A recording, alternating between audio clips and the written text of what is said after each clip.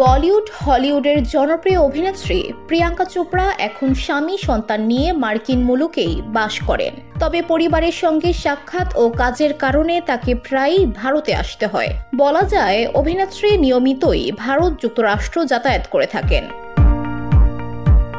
সম্প্রতি নির্মাতা S রাজামৌলির cinema SSMB29 সিনেমার শুটিং করতে ভারত এসেছিলেন প্রিয়াঙ্কা চোপড়া। উড়িষ্যায় শুটিং করেছিলেন তিনি। মুম্বাইতে ফেরার সময় উড়িষ্যার বিশাখাপত্তনম বিমানবন্দরে একটি চমৎকার ঘটনার সাক্ষী হন অভিনেত্রী।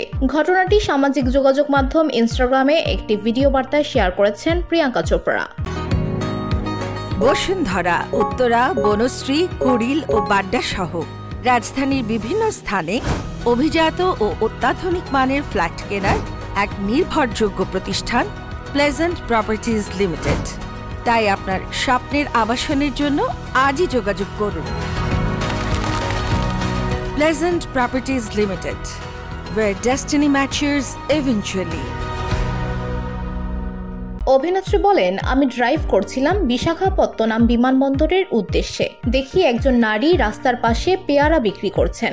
কাঁচা পেয়ারা আমার খুব পছন্দ। আমি তাকে বললাম সব পেয়ারার দাম কত। তিনি আমাকে বললেন 150 রুপি। আমি তাকে 200 রুপির একটি নোট দিলাম। তিনি আমাকে বাকি রুপি ফেরত দিতে যাচ্ছিলেন। আমি তাকে বললাম প্লিজ না, আপনি পুরোটাই রেখে দিন। ভাবলাম তিনি নিশ্চয়ই এই পেয়ারা বিক্রি করেই জীবিকা নির্বাহ করে। তিনি চলেও যাচ্ছিলেন, কিন্তু যখন লাল বাতি জ্বলল সিগন্যালে, তিনি ফিরে এসে আমাকে আরো 2টি পেয়ারা দিয়ে গেলেন। এরপর তিনি বললেন তিনি একজন কর্মঠ নারী। তিনি কিন্তু চ্যারিটি চাননি। বিষয়টি আমাকে অনুপ্রাণিত করেছে। উল্লেখ্য, রাজামৌলির SSMB29 সিনেমায় প্রিয়াঙ্কা কেন্দ্রীয় চরিত্রে অভিনয় করছেন। তার বিপরীতে আছেন দক্ষিণী সিনেমা ইন্ডাস্ট্রির সুপারস্টার মহেশ বাবু। এটি হতে যাচ্ছে রাজমৌলির SSMB29 রেকর্ড পরিমাণ বাজেটের সিনেমা।